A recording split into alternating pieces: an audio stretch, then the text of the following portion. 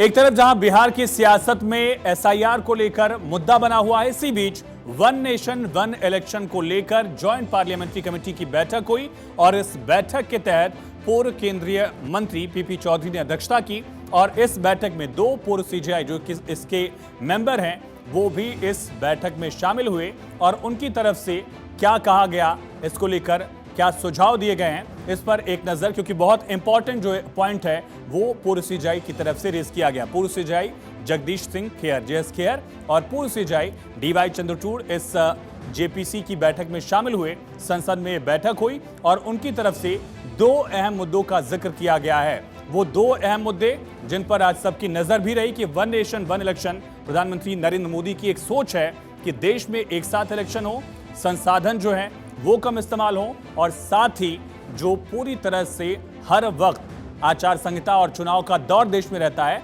उसको भी कम किया जाए। इसको लेकर पूर्व केंद्रीय मंत्री पीपी चौधरी जो कि इस जेपीसी के अध्यक्ष भी हैं, उनकी तरफ से स्टेटमेंट सामने आया, उन्होंने जानकारी दी। देखिए, तो सारे मेंबर्स ने जो रियलाइज किया कि ये इस कमेटी के लिए बहुत ही गोल्डन अपॉर्चुनिटी है नेशन बिल्डिंग के लिए। तो ये नेशन बिल्डिंग के लिए बहुत बड़ी अपॉर्चुनिटी है कमेटी के पास में और कमेटी के सारे मेंबर्स, मुझे इस बात की खुशी है कि पार्टी पॉलिटिक्स से ऊपर उठ करके वन नेशन वन इलेक्शन का बिल अच्छा प्रिपेयर हो गए।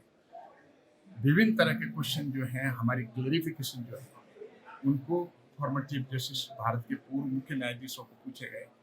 काफ़ी चीज़ जो है वो क्लियर हुई कि भारत के संविधान के सम्मत वन नेशन वन इलेक्शन को हम कैसे बना सकते हैं। संविधान संशोधन से लेकर इलेक्शन कमीशन की शक्तियों तक अलग अलग पहलुओं पर चर्चा हुई और इस दौरान दोनों पूर्व सीजेआई ने प्रेजेंटेशन दिया। किन पहलुओं का जिक्र किया गया प्रेजेंटेशन में, ये देखते हैं।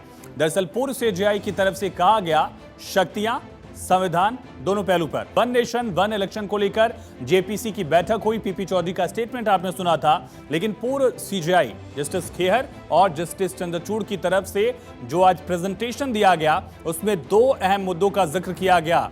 ये सबसे बड़ा जो उसमें पॉइंट रहा कि वन नेशन वन इलेक्शन की जो सोच है वो संविधान के मूल ढांचे का उल्लंघन नहीं करती है।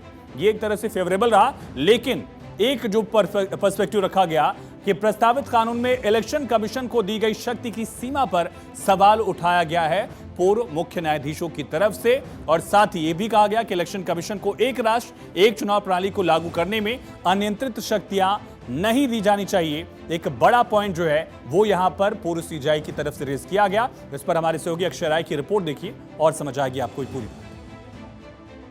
एक देश एक चुनाव पर गठित जेपीसी की महत्वपूर्ण बैठक पार्लियामेंट एनेक्सी में संपन्न हुई।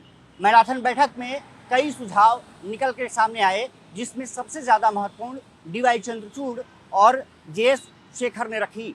दोनों का साफ तौर पर कहना था कि चुनाव आयोग पर एक कम से कम पारदर्शी तरीके से चुनाव को लागू करने के लिए निगरानी तंत्र रखना चाहिए। साथ ही साथ चुनाव आयोग को इतनी असीमित शक्तियाँ नहीं दी जानी चाहिए जिससे कि दुरुपयोग हो सके। लेकिन साफ तौर पर है कि सुझावों को कितना अमल किया जाता है ये देखना दिलचस्प रहेगा। लेकिन कानूनी विशेषज्ञों ने साफ तौर पर कह दिया कि चुनाव आयोग को कम से कम अनियंत्रित होने से बचाने के लिए ज़रूरी है कि उन पर निगरानी तंत्र रखा जाए।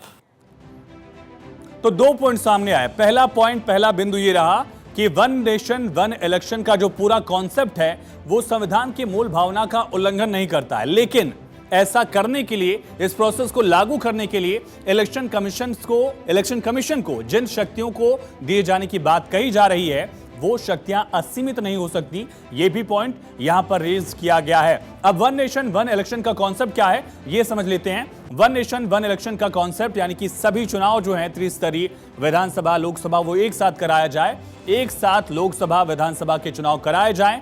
अभी भारत में अलग अलग राज्यों के विधानसभा चुनाव अलग अलग वक्त पर होते हैं, आचार संहिता लागू हो रहती है, इससे प्रशासनिक काम भी बाधित होता है और फिर जनता के काम भी बाधित होते हैं।